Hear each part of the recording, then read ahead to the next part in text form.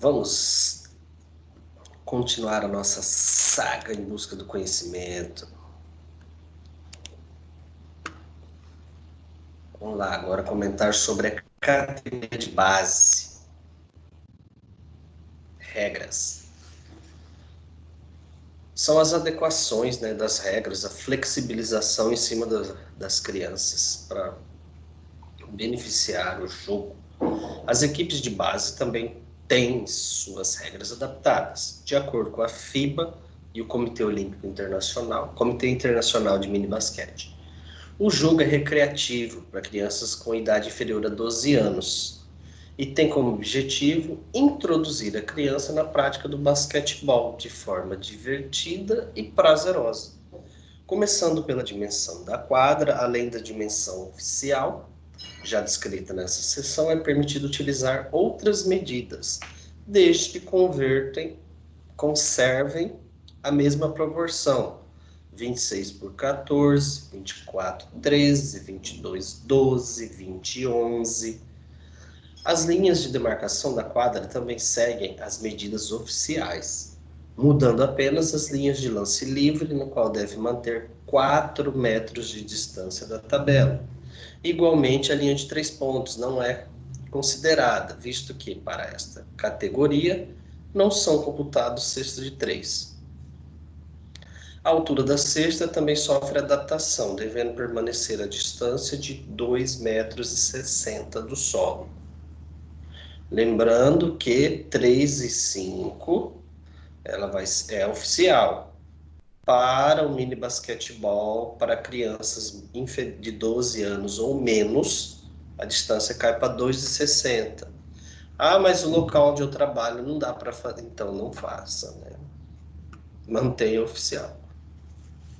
Outra mudança diz respeito à circunferência da bola, que deve estar entre 68 e 73 centímetros, com peso de 450 gramas, entre 450 e 500. Apenas para compensação, o tamanho da bola oficial utilizada das equipes adultas é de 7,6 centímetros e nas categorias de base 5,6. Para que seja promovida a participação de todos os jogadores, e esta não se limite apenas aos mais talentosos, cada jogador poderá atuar apenas 2/4 de jogo, tendo obrigatoriedade de permanecer no banco outros 2 períodos. Assim, a equipe deve contar com no mínimo 10 jogadores. Professor, traduz, vamos lá. Você precisa ter na sua equipe 10 jogadores. No segundo período, estes 5 que estavam no banco vão entrar, os 5 que começaram ficam no banco, sem substituição.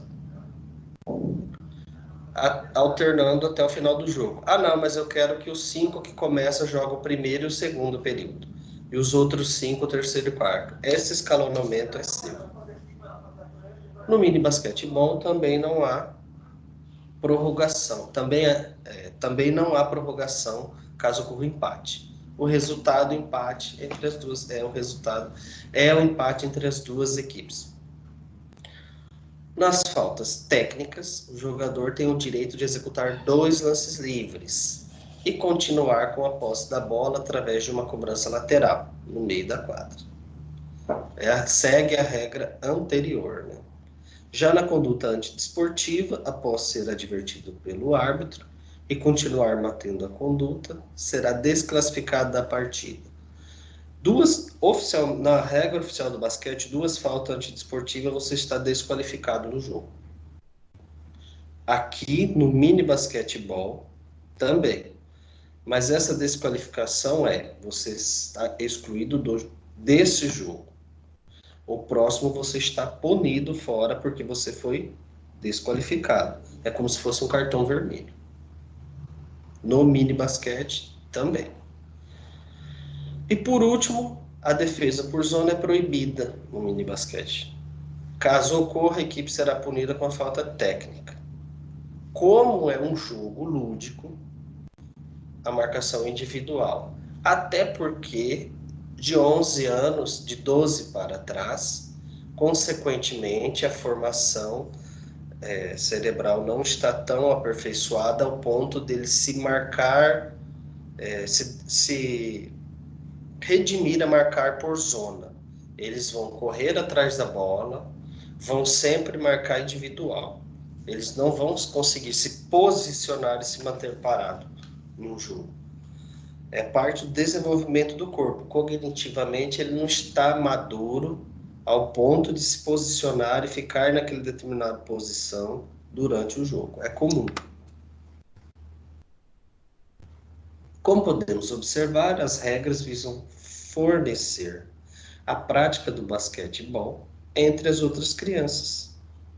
É fato que, principalmente no Brasil, nem todos os campeonatos seguem essas regras, mas existem pessoas e instituições sérias que promovem os campeonatos e respeitam, inclusive, promovendo uma arbitragem educativa.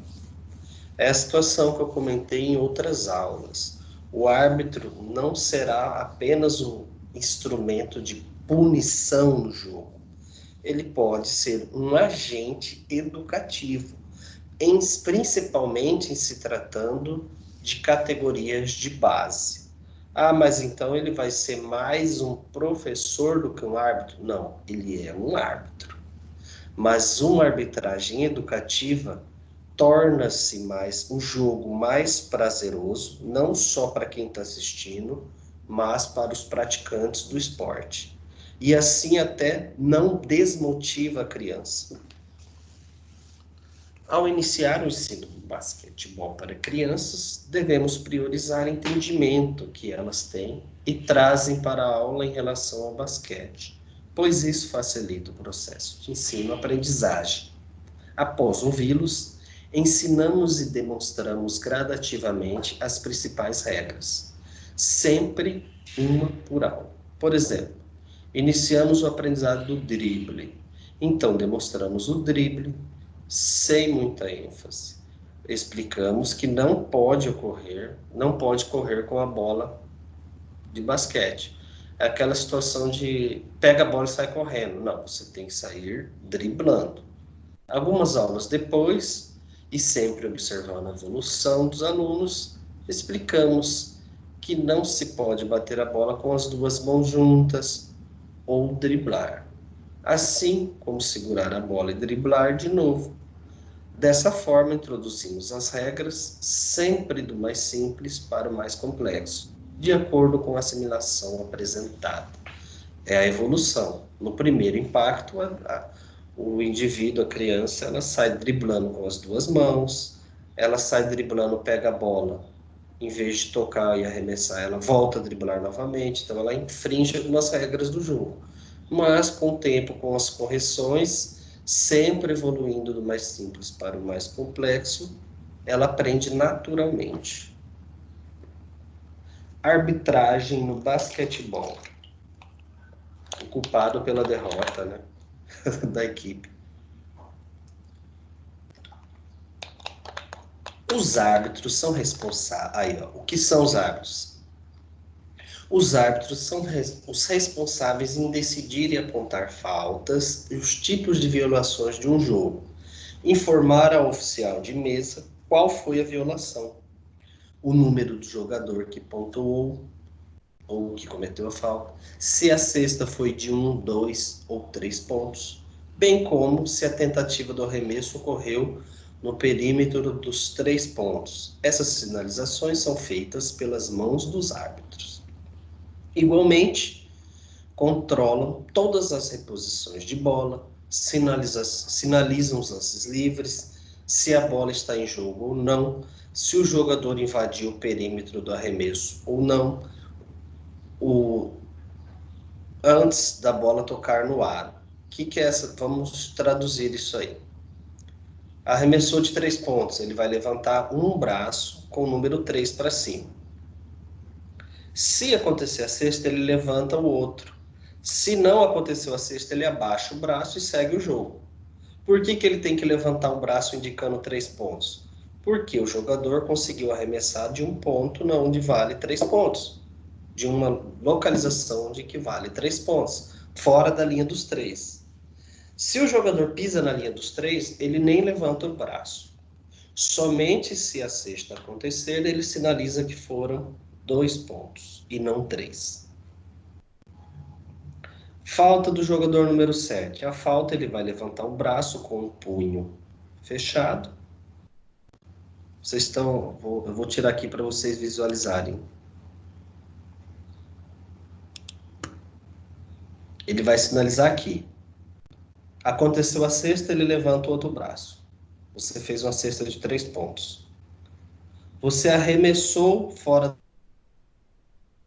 errou, ele abaixa o braço e segue o jogo. Durante o ato, você pisou na linha, você estava ali próximo da linha 3, encostou o pé, pisou. Ele nem precisa levantar o braço, porque você está arremessando de 2. Fez a cesta, ele vai só sinalizar que você fez uma cesta de 2 pontos. Você cometeu uma falta, punho fechado. E ele vai apontar para o seu joelho com o outro braço. Drible ilegal. Foi uma violação. Mão aberta, espalmada. Ah, ele saiu driblando com as 2 mãos. Violação. Ah, ele pisou na linha lateral. Violação. Você saiu fora. Toda vez que é uma falta, punho fechado. Violação, dedos abertos. Ah, na hora do jogo ele começou e fez assim. Vou reposicionar aqui. Ele fez isso aqui. O que isso significa? Que ele está soltando o cronômetro que estava parado. Indicou com o polegar e o braço esticado. O que é isso? Ele está indicando a direção em que o ataque irá. Para quem é a posse da bola? Situações simples, mas que definem a sua responsabilidade. Lembrando que o árbitro ele está ali para fazer cumprir as regras. Porém, ele não precisa ser ofensivo, ele pode ser educativo. Também jogar a bola ao alto no início da partida. Controla o tempo de 8 segundos para atingir a quadra ofensiva. Apontam se a tentativa do arremesso ocorreu no perímetro dos 3 pontos. Mantém a disciplina do jogo, reprimindo qualquer atitude antidesportiva. Então vamos lá. Sinalização de falta antidesportiva. Foi uma falta, né? Ele vai apoiar com a outra mão e segurar no punho. Uma sinalização de falta antidesportiva. Você cometeu uma infração gravíssima durante o jogo. Bateu no seu adversário, passou o pé. Naturalmente, se você passar o pé, ele vai te dar uma desqualificante. São os 2 punhos ao alto. Falta antidesportiva, falta desqualificante, falta técnica. Ah, mas eu vi ele fazendo assim quando pediu tempo. Não, o tempo o árbitro vai colocar o dedo. Quando ele fechar a mão, no basquetebol, é uma solicitação, é uma falta técnica. Se o técnico pedir um tempo, ele só apoia um dedo e indica o lado. Então, essas sinalizações são sinalizações universais. O que é importantíssimo nós sabermos? Violação e a falta. Às vezes você vai ver ele fazendo isso aqui. É a sinalização nova, onde ele vai olhar a filmagem. Ele vai rodar aqui rapidão. Se ele fazer devagar assim, está retornando 24 segundos de ataque. Vamos supor, sua equipe pegou o rebote. Quando ela estava deslocando para o ataque, demorou-se 5 segundos e o cronômetro falhou. Ele para o jogo, volta os 24 segundos, para corrigir uma possível falha no jogo.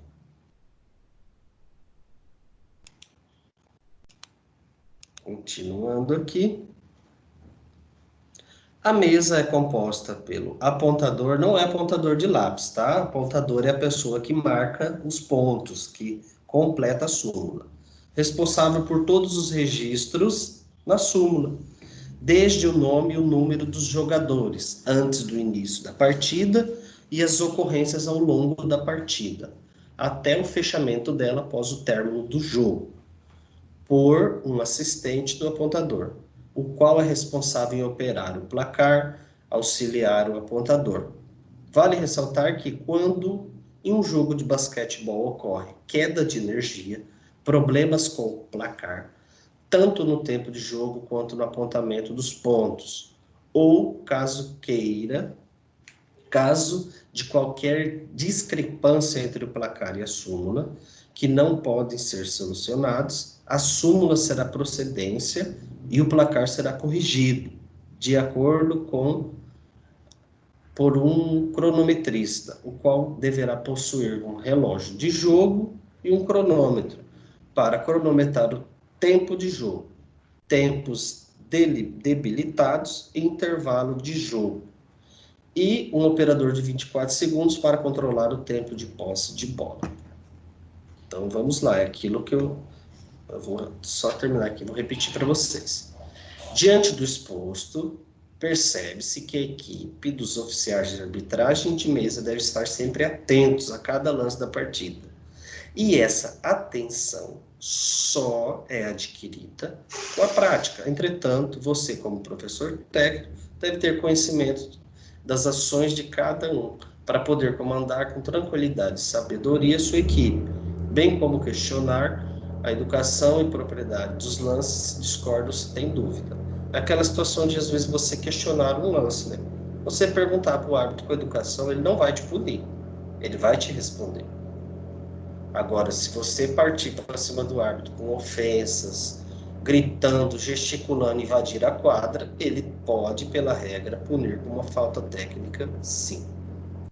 Então, vamos traduzir o que foi falado aqui da arbitragem.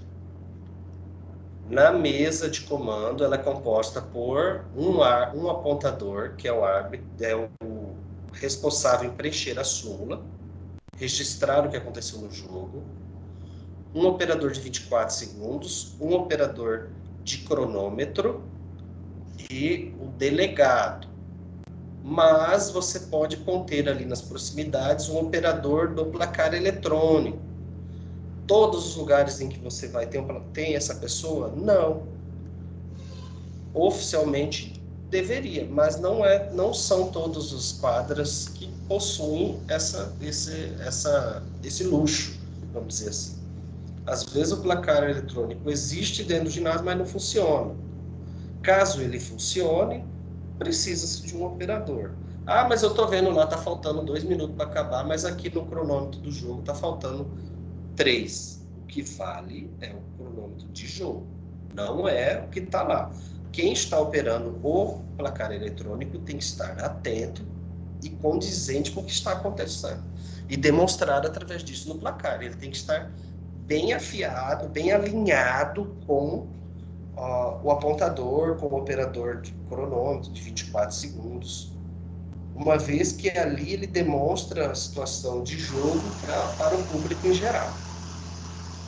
Súmulas do basquetebol.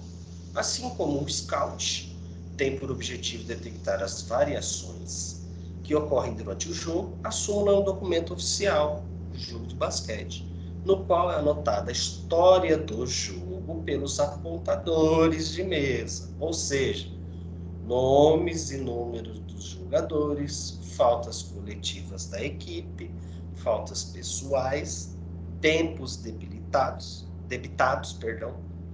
duração da partida e de cada quarto de jogo, nomes dos árbitros, do fiscal, apontador, cronometrista e representante de demais apontamentos. Representante é o delegado, tá?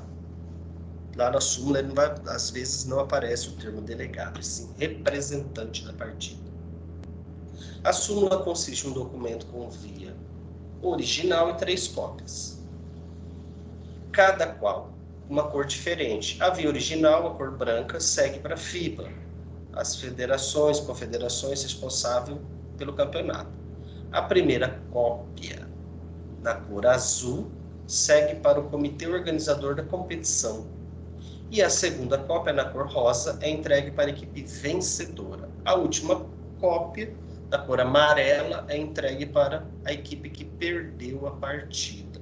Ou seja, 4 vias, uma para a Federação Internacional, para ter conhecimento do jogo, outra da comissão organizadora, e, na sequência, vencedor e, por último, o perdedor da partida. Ou seja, cada um recebe uma via.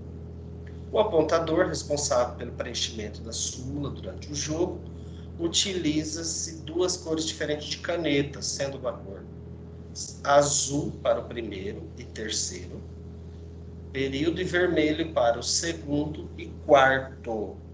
É regra? É. Por que eu vou trocar a cor da caneta na súmula? Para você ter o controle sobre os diferentes períodos de jogo. Vou começar com a caneta azul. Em azul eu vou colocar, vai destacar o que aconteceu no primeiro período. Na sequência vem o vermelho e depois retorna-se o azul e por último o vermelho novamente. Para quê? Para você conseguir diferenciar cada período de jogo. A utilização de canetas de cores diferentes, bem como qual será utilizada para o preenchimento dos apontamentos de cada período de jogo, não é uma regra determinada, mas uma sugestão para facilitar a leitura e análise da súmula. Na súmula, a falta técnica apontada para o técnico, nesse caso, por reclamação, deverá ser indicada com a letra C, no espaço quadrado em frente ao nome do técnico. Tanto ao sinal da arbitragem, como os braços devem ser estendidos para cima da cabeça, sinalizando com a forma da mão em forma de D. Para quem está em quadra jogando a falta técnica, você fica um T2, mas para o técnico vai ficar um C. E se o banco reclamar e o árbitro der uma punição para o banco, vai ficar a letra B na frente do técnico. É uma falta técnica, mas devido a ser do banco, não ele, é a letra B. Quando é para ele, é a letra C. Você já sabe que o técnico deve conhecer as regras, punições e suas sinalizações da arbitragem. Principalmente, precisa ter tranquilidade para analisar o momento do jogo e refletir sobre as possibilidades. Então, está aí a sua responsabilidade dentro do jogo. Tem que conhecer as regras para poder se adequar às situações de jogo, para ter conhecimento do que está acontecendo naquele momento e assim poder passar boas instruções à sua equipe, corrigindo os erros e, por consequência, chegando à vitória. Alguém tem alguma dúvida sobre essas situações?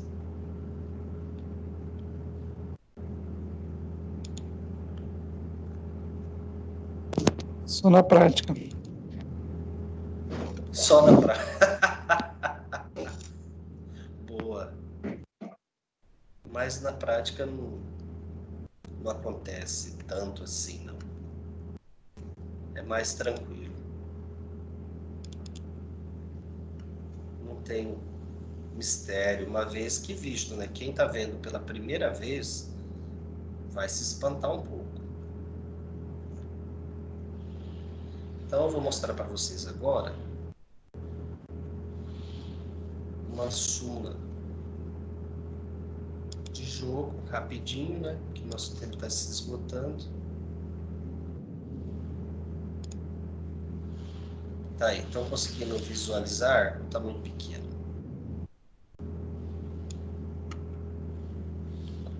Não. Dá para enxergar de boa? Não. Mais ou menos, mais ou menos. Peraí, que foi minha internet. Aí, voltou. Apareceu?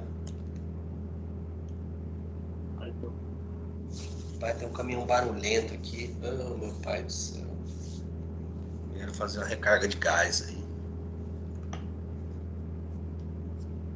Estão visualizando? Sim. Não. Está ruim. Sim. Tá ruim? Pra mim tá. Aqui pra mim tá normal. Pra mim tá de boa. Aí. Então a maioria venceu. Segue o barco. Então tá lá. Lá em cima, as primeiras características referentes ao campeonato. Divisão, caráter, cidade. Ali você vai colocar, tipo, a categoria e o campeonato. Equipe A, equipe B, como no Scout lá, né? Moleza. Número do jogo, olha lá, ó. Árbitro e fiscal. Hoje vai ter embaixo desse fiscal outro fiscal, tá? Que são os 3 que estão apitando o jogo. Árbitro é o principal e os 2 oficiais ou fiscais é os que seguem ele. Tá ali, local, data, horário do jogo, final do jogo, que hora começou, que hora terminou. Entidade, esse árbitro, ele pertence a quem? Federação Mato Grossense de Basquete? Federação Paulista? Federação Goiana? Então ali ele coloca na frente qual ele representa. Mas aí é do árbitro. Equipe A, tá lá os dados, ó. Estão percebendo faltas da equipe? Ali eu sinalizo o número de faltas coletivas. Percebam que tem primeiro, segundo, terceiro e quarto períodos. Então, o que acontece no primeiro período? Estou lá de caneta azul. A equipe A fez 3 faltas no primeiro período. Pronto. Acabou. Vou para o segundo período, caneta vermelha. Então, ali eu consigo justificar, diferenciar através da cor da caneta. O que aconteceu no primeiro, segundo, terceiro e quarto período. Por isso que trocas. Olha lá, nome dos jogadores. Ah, do lado esquerdo ali ainda, antes do período. Pediu um tempo, vai marcar um X aqui. Ah, no segundo período ele não pediu nenhum tempo. Passou, perdeu. Então eu tenho 2 tempos no primeiro e segundo período, somados. Ah, no primeiro período eu não pedi nenhum, fica assim. No segundo eu posso pedir os 2? Pode. Mas passou para o terceiro, aqui já era. Porque o terceiro e quarto você tem 3 pedidos para ser utilizado. Você vai dividir como você quiser. Tempos extra, tá lá. 3 por tempo extra? Não, 1. Aí tá aqui o nome do jogador e esse E começa-se jogando 5. Vou marcar um X aqui. Entre os 5 que começam jogando. Cada vez que acontecer uma substituição e uma pessoa que não jogou entrar, eu marco um X na frente. Porém, no início do jogo eu faço um X e circulo. Mas isso aí já é a parte técnica do apontador. Equipe A e B, a pontuação, lembrando que é acumulativo. Vou até lá, tem até a marcação 150. Fez 2 pontos, passa um traço e na frente do quadradinho o número do jogador que fez a cesta. Equipe B, acabamos de comentar a equipe A, mesma solicitação. Aí tá lá, ó, técnico e assistente técnico. O técnico xingou o árbitro, sofreu uma falta técnica. Vou colocar aqui na frente letra C. Bom, mas não foi falta técnica, foi uma falta. O banco que gritou demais lá. E o árbitro, então vou colocar um B de bola. Ah lá, o que nos interessa da equipe de arbitragem está aqui embaixo, ó. Apontador, cronometrista, operador dos 24 segundos e representante ou delegado da partida. Aí aqui embaixo tem de novo para o árbitro assinar. Por quê? Acabou-se toda, fechou todo a súmula. O árbitro, aconteceu um erro na sinalização da súmula. Apareceu uma falta para o número 4, mas ele não jogou. O árbitro vai fazer uma rúbrica aqui próximo ao erro, representando que ele reconhece esse erro e a situação que aconteceu. Por último, o árbitro deve assinar a súmula como sinal de que tudo ocorreu perfeitamente nesses apontamentos do jogo. lá embaixo, ó, assinatura do capitão em caso de protesto. Ele vai assinar ali, demonstrando que ele está protestando contra uma possível situação de jogo. Uma marcação errada, alguma coisa. Ali o representante formatará tudo com o árbitro e julgará procedente ou não. Resultado final do jogo tá lá, né? Todo mundo percebe. Equipe vencedora, o nome da equipe.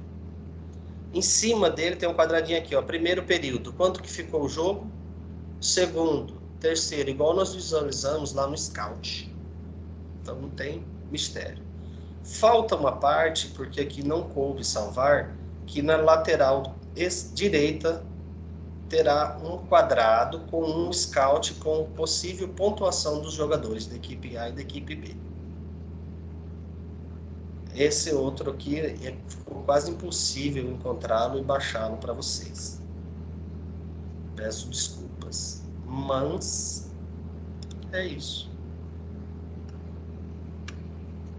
Então assim, vou encerrar aqui a gravação, mas antes fazer mais uma vez o chamado. Tiago Luiz. Presente. Françoise. Presente. Lucas Pereira. Luiz Felipe. Renato. Eu. Alisson. Alguma pergunta? Eu tenho. Quando é que vão ser as provas, professor? A partir do dia 15.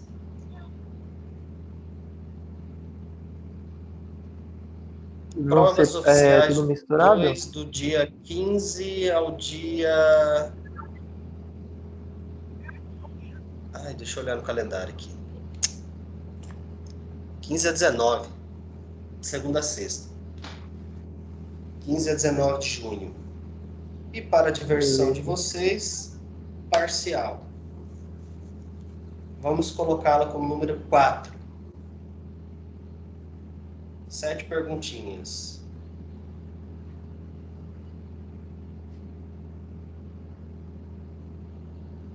Deixa eu até postar lá no grupo.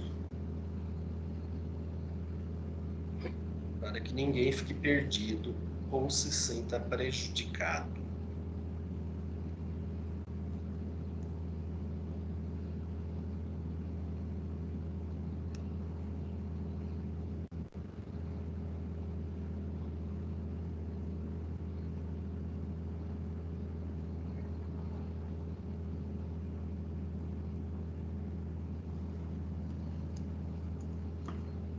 Ok, meus queridos?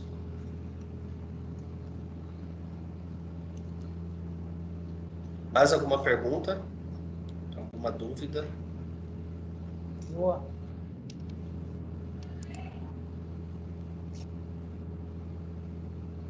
O estágio vai ficar para as férias? Só para saber se tem alguma coisa sobre isso.